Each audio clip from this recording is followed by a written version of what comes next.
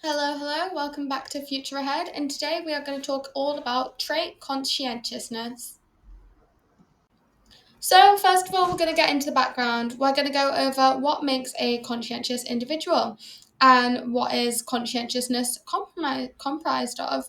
So, when we look at a conscientious individual, we look at an orderly, self controlled, and responsible one. By the American Psychological Association's definition, a conscientious person is hardworking by nature, and that is because they demonstrate impulse control, they are industrious, and they are reliable. Studies have found that conscientious individuals align their behaviors more closely with social norms and they delay gratification. So you can see why this is a highly sought after personality trait for potential candidates. And it is labeled as one of the big five personality factors in the famous Costa and McRae studies.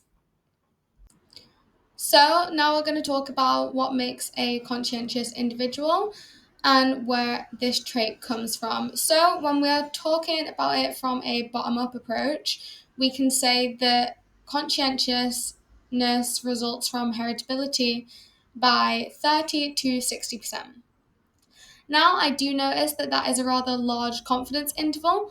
However, that is because we can't wholly discount the environmental interactions that a person lives through, and therefore we can't be 100% valid in our heritability studies. So, when it comes to brain structure, next up, MRI studies have shown larger amounts of grey matter in conscientious individuals in the bilateral superior parietal lobe. So, this is the lobe responsible for controlling visual perception, memory, and attention. And the right middle frontal gyrus, which is responsible for attention and memory suppression.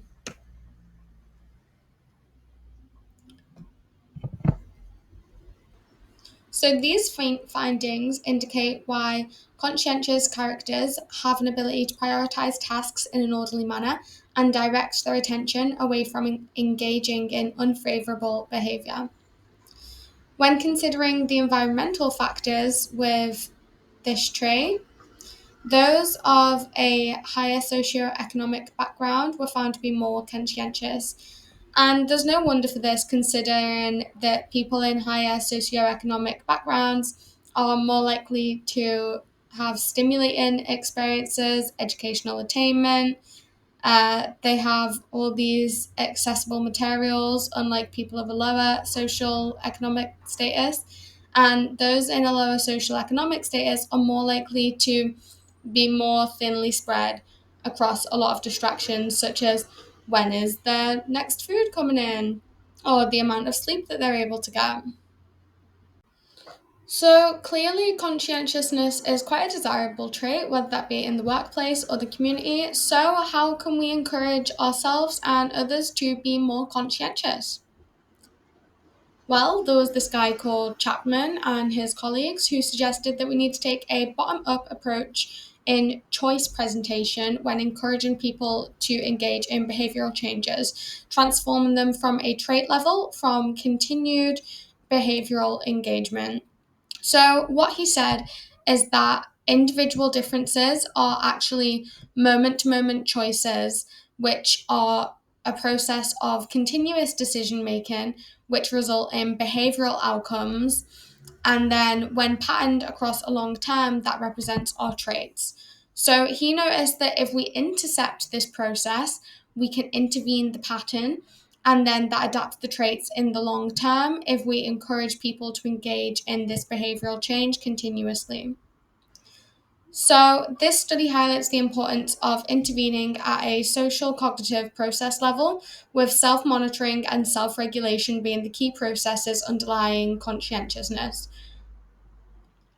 As well as this, we can also meditate, as that has been found to increase self directedness and conscientiousness. Continuing with the workplace examples, let's have a little look into the power of social influence. So, Wyman et al. Found that we can encourage groups to adopt conscientious behaviors if they have conscientious peer leaders. So when you have a peer leader or a role model who appears to be conscientious and you view them being rewarded, then you tend to model your behavior and present similar characteristics. So how can we do this in your workplace? Well, you can use a selection model which prioritizes people with conscientious traits, and you can elevate those employees and publicly praise them in order to encourage conscientious behavior. So, as I mentioned earlier on, meditation can help out with conscientiousness, and that is because we are reflecting on ourselves and we are taking time to be more mindful. So, Crescentini and his colleagues found that when we install mindfulness practices in order to inform our cognitive processes, then we become more conscientious altogether. So, how exactly do we do that? Well, if you're thinking of implementing some practices to become more conscientious, first of all, you can try body scanning. So, what is body scanning? Well, this is where you take a moment to direct your awareness onto your body and you figure out any feelings and sensations that may appear.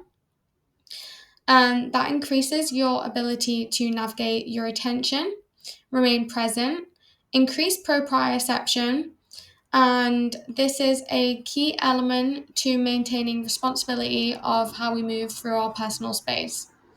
So, with that new element of responsibility, we're going to continue to practice mindfulness in our day to day life. And in turn, that's going to make us more conscientious because we're going to be more self aware.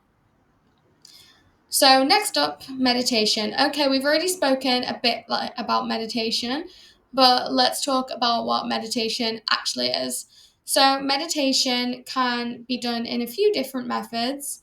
Um, and it's all about directing our attention and maintaining focus.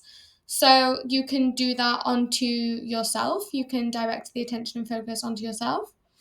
You can direct it towards an object or to sounds in the environment or even our own bodily sounds and our breathing. Um, so, a key element of meditation is to remain present in the moment, whatever it is that you may be focusing on. So, this cultivates self control and in turn encourages conscientiousness, and self meditation altogether encourages us to reflect and be there, be present, be reflective. And that is that for today. So, thank you for coming and watching. Today, we have spoken all about conscientiousness and how it is a highly sought after trait, and it's easy to see why, considering that conscientious individuals tend to be extremely hardworking. So, whilst this trait can be accounted for by genetics, it can also be elevated through pattern intervention, mindfulness, and modeling of other people's behavior. So, that is our takeaway for today. Thank you for watching. Bye! You've been listening to Future Ahead and we appreciate your viewership. Thank you.